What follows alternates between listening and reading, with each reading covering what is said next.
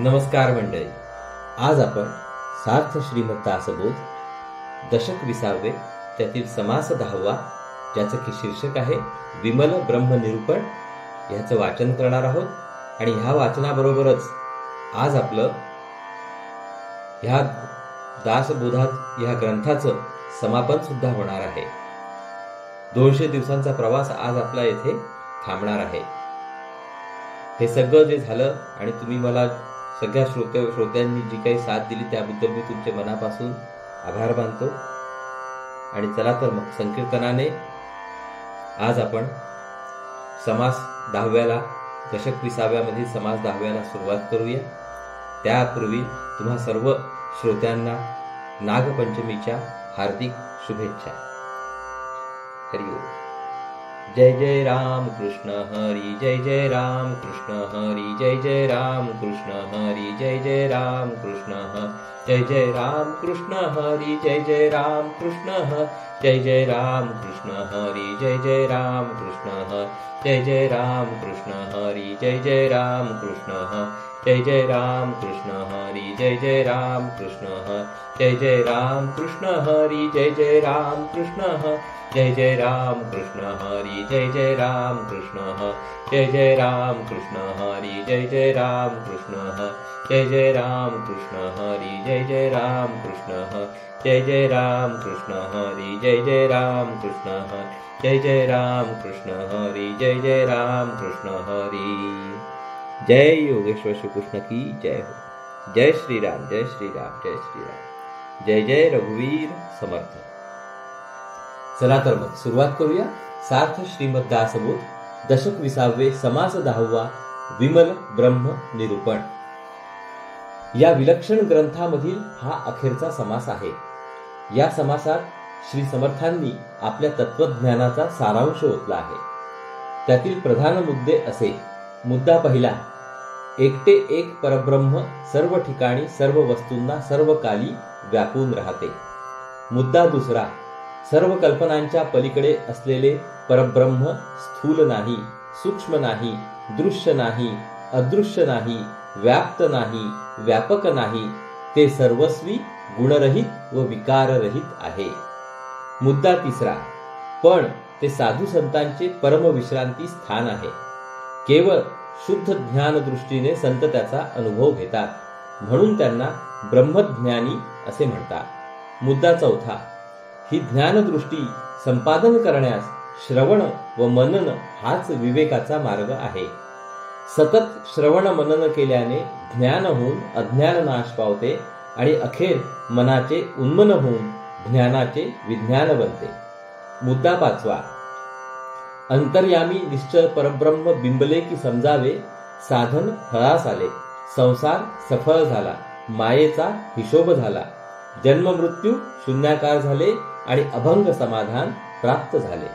मुद्दा 6, वास्तविक ग्रंथ येथे संपला, पण श्री समर्थ हेतुपूर्वक अखेर सांगतात की दासबोध म्हणजे प्रत्यक्ष भगवंताचीच वचने आहेत.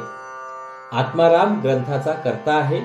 जो मनापासून अभ्यास करील त्यास दासबोध ब्रह्मज्ञानी बनवून टाकेल.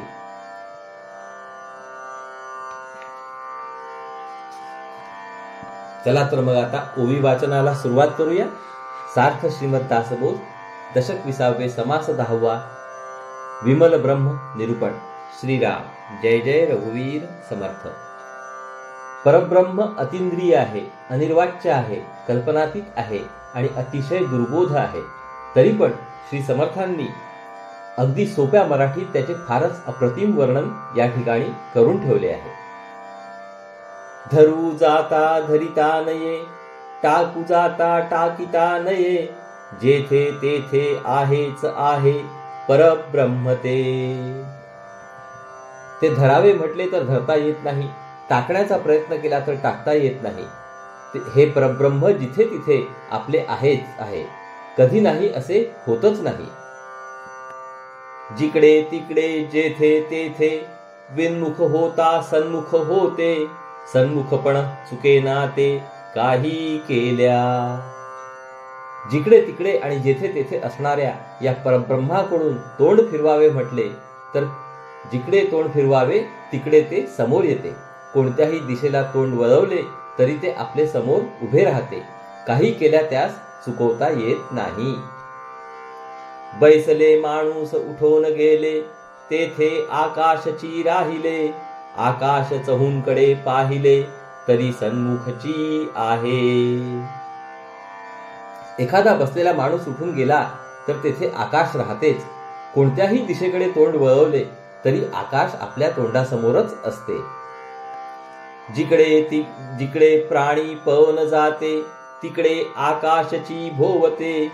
बळे आकाशा बाहेर ते, कैसे जावे.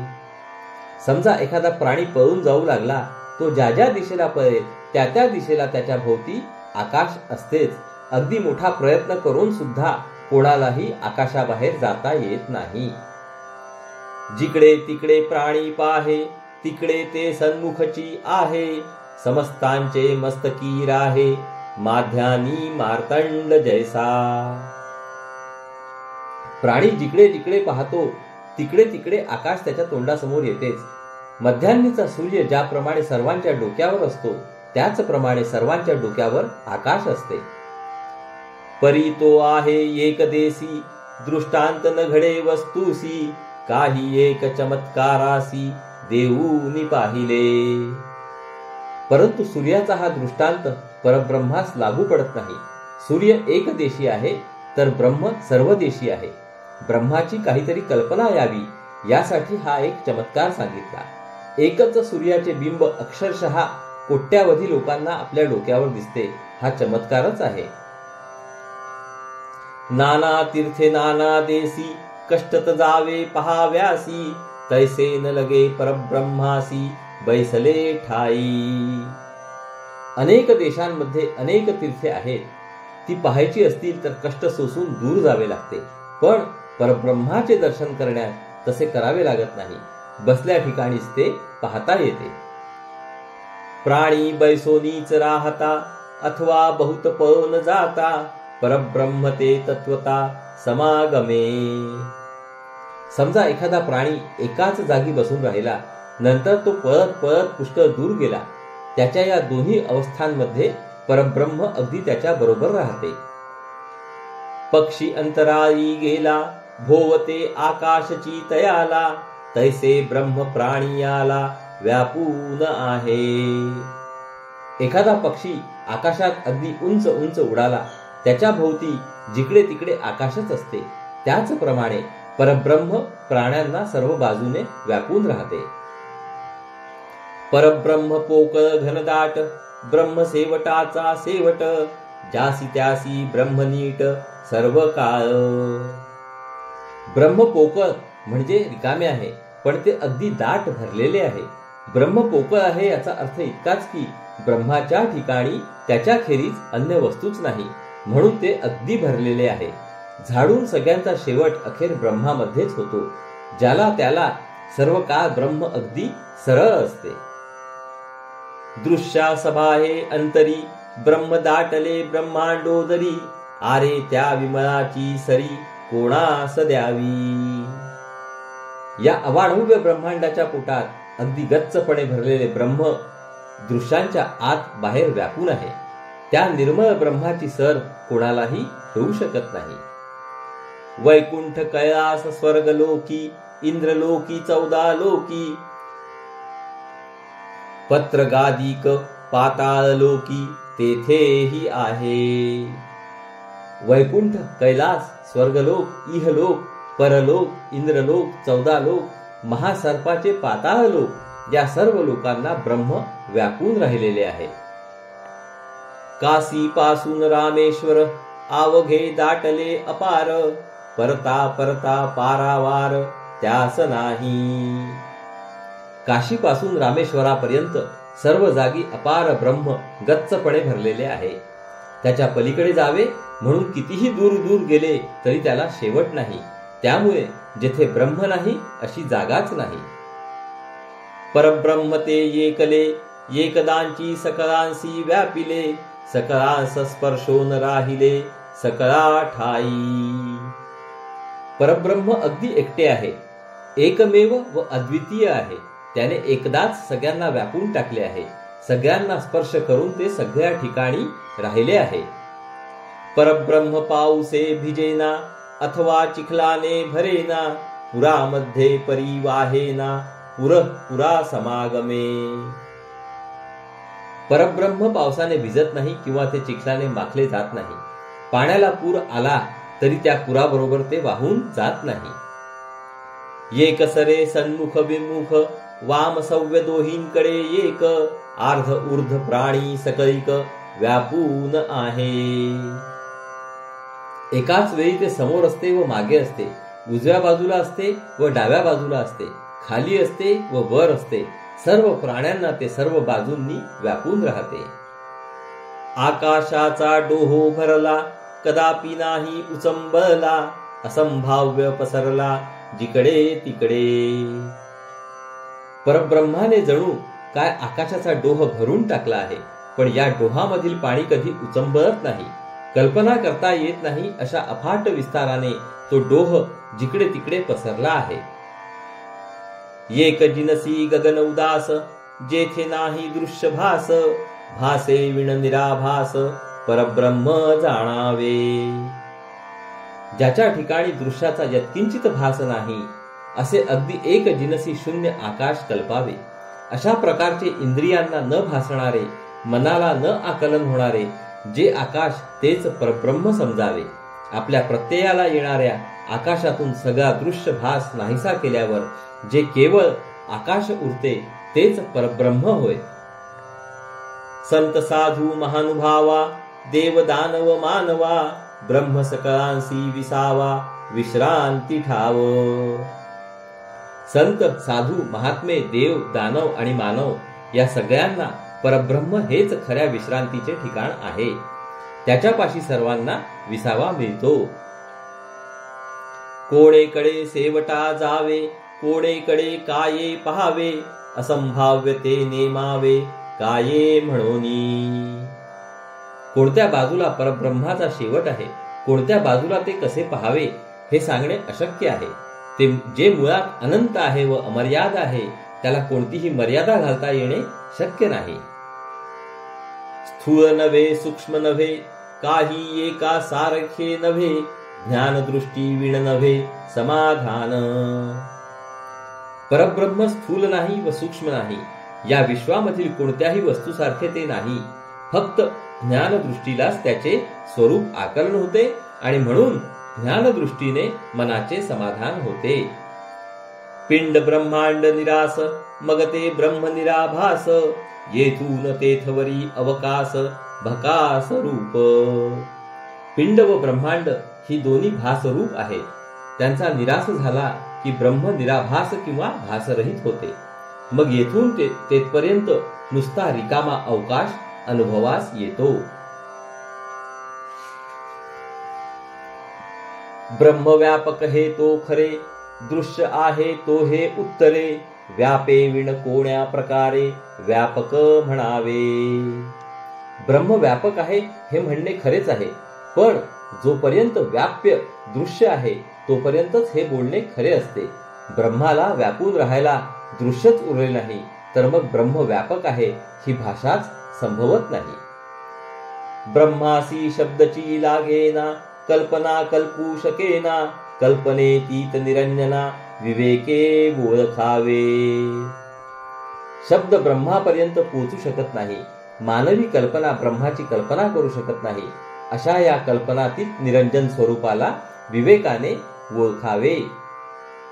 अध्यात्माच्या श्रवण मननाने हा विवेक साधतो. विवेकाने ब्रह्मस्वरूप ओळखले की जन्म सार्थकी लागून संपूर्ण समाधान लाभते. शुद्ध सार श्रवण शुद्ध प्रत्ययाचे मनन, विज्ञानी पावता उन्मन सहजची होते. सर्व साधनाचे रहस्य असेल तर ते अध्यात्म श्रवण होय. श्रवण करून सतत मनन करावे व स्वतः अनुभव घ्यावा. स्वानुभव प्राप्त झाला की ज्ञानाचे विज्ञान होते आणि मग आपोआप उन्मनी अवस्था होते. झाले साधनाचे फळ संसार झाला सफळ, निर्गुण ब्रह्म ते निश्चळ अंतरी बिंबले. ज्याला उन्मनी साधते यास त्याच्या साधनेचे फळ मिळाले. त्याचा संसार सफळ झाला. निश्चळ व निर्गुण ब्रह्म त्याच्या अंतर्यामी स्थिर झाले. हिसेब झाला मायेचा, झाला निवाडा तत्वांचा, साध्य होता साधनाचा ठाव नाही.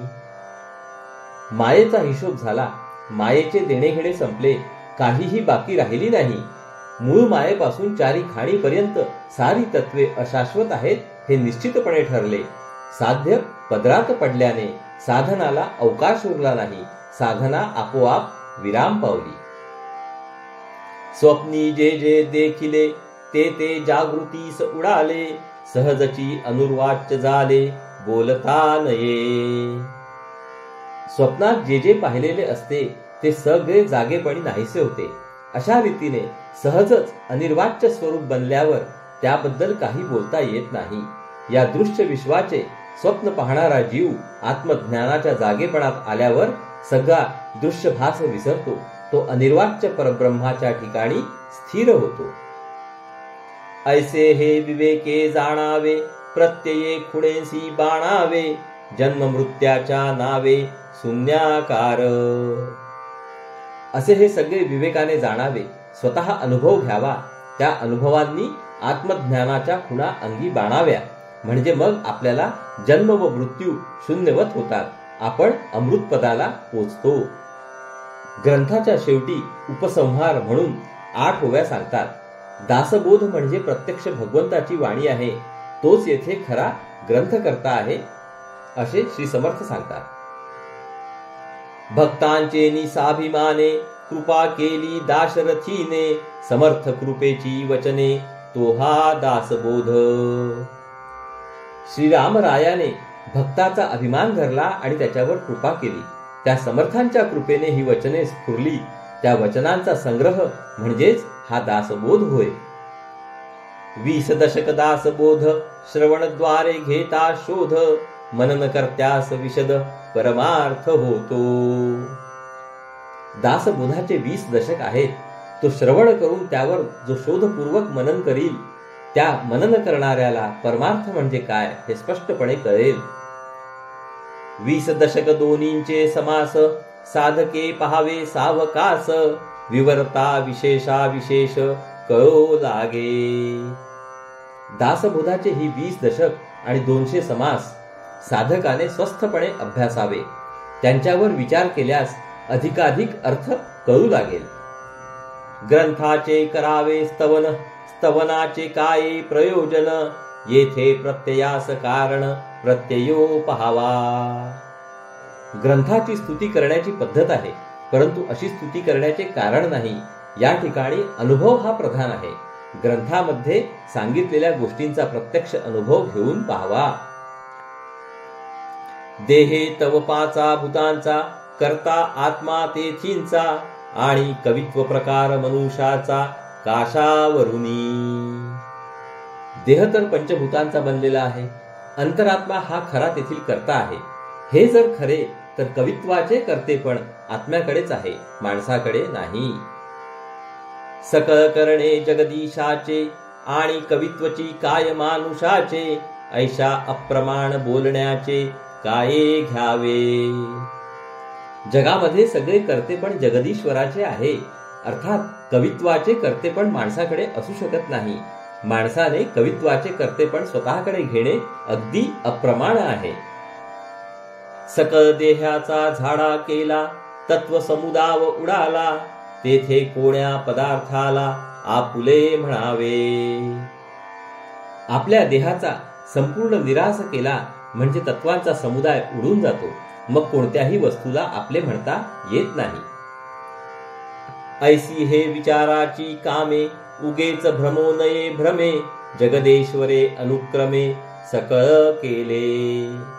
अशी ही विचारांची कामे आहेत. माणसाने भ्रमात पडून उगीच भटकू नये. जगदीश्वराने व्यवस्थितपणे क्रमाक्रमाने सगळे रचले आहे. इति श्री दासबोधे गुरुशिष्य संवादे विमल ब्रह्म निरूपण नाम समास 10वा. तर श्रोते हो, अशा रीतीने आपले येथे आज सार्थ श्रीमद दासबोधाचे वाचन पूर्ण झाले आहे. हरिओम तत्सत, हरिओम तत्सत, हरिओम तत्सत. हरे कृष्ण कृष्ण कृष्ण हरे हरे, हरे राम राम राम हरे हरे, हरे कृष्ण कृष्ण कृष्ण हरे हरे, हरे राम राम राम हरे हरे, हरे कृष्ण कृष्ण कृष्ण हरे हरे, हरे राम राम राम हरे हरे, हरे कृष्ण कृष्ण कृष्ण हरे हरे, हरे राम राम राम हरे हरे, हरे कृष्ण कृष्ण कृष्ण हरे हरे, हरे राम राम राम हरे हरे, हरे कृष्ण कृष्ण कृष्ण हरे हरे, हरे राम राम राम हरे हरे, हरे कृष्ण कृष्ण कृष्ण हरे हरे, हरे राम राम राम हरे हरे, हरे कृष्ण कृष्ण कृष्ण हरे हरे, हरे राम राम राम हरे हरे. जय योगेश्वर श्री कृष्ण की जय हो. जय श्री राम, जय श्री राम, जय श्री राम. जय जय रघुवीर समर्थ. आज आपला इथे संपूर्ण दासबोध वाचन करून पूर्ण झाले आहे. आता आपण आज समापनाच्या वेळेस दासबोधाची आरती आणि श्री समर्थांची आरती म्हणूया आणि ह्या ग्रंथराजाचं समापन करूया. श्री आरती सर्वात प्रथम आपण दासबोधाची आरती म्हणूया. वेदांत संमतीचा काव्य सिंधू भरला, श्रुती शास्त्र ग्रंथ गीता साक्ष संगम केला, महानुभाव संतजनी अनुभवचा खिला, अज्ञान जड जीवा मार्ग सुगम झाला. जय जया दासबोधा ग्रंथराज प्रसिद्धा, आरती ओवाळीन विमज्ञान बाळबोधा. नवविधा भक्तिपंथे रामरूप अनुभवी, चातुर्य निधी मोठा माया चक्र उगवी, हरिहर हृदयींचे गुह्य प्रगट दावी, बद्धची सिद्ध झाले असंख्यात मानवी. जय जया दासबोधा ग्रंथराज प्रसिद्धा, आरती ओवाळीन विमज्ञान बाळबोधा. विसही दशकींचा अनुभव जो पाहे, नित्य नेम विवरिता स्वये ब्रह्मची होये. अपार पुण्य गाठी तरी श्रवण लाहे, कल्याण लेखकाचे भावगर्भ हृदयी. जय जया दासबोधा ग्रंथराज प्रसिद्धा, आरती ओवाळीन विमज्ञान बाळबोधा. हरि ओम. आरती श्री समर्थांची. आरती रामदासा सद्गुरु सर्वेशा, काया वाचा मनोभावे ओवाळू परेशा. आरती रामदासा. रामदास मूर्तिमंत रामचंद्र अवतार, कलियुगी अवतरोनी केला भक्तांचा उद्धार. आरती रामदासा. वैराग्य भक्ती ज्ञान शांती क्षमा विरक्ती, विवेक सालंकृत क्षमा दया सर्वभूती. आरती रामदासा. सच्चिदानंद घन रामदास केवळ, दिनकर कृपा योगे रामचंद्र निर्मळ. आरती रामदासा सद्गुरु सर्वेशा, काया वाचा मनोभावे ओवाळू परेशा. आरती रामदासा. हरि ओम. हरि ओम तत्सत, हरि ओम तत्सत, हरि ओम तत्सत. चला तर मंडळी, येथे आज आपण आपले दासबोधाचे वाचन पूर्ण केलेले आहे. तुम्ही सर्वांनी केलेल्या प्रेमावर मी खूप खूप तुमचा ऋणी आहे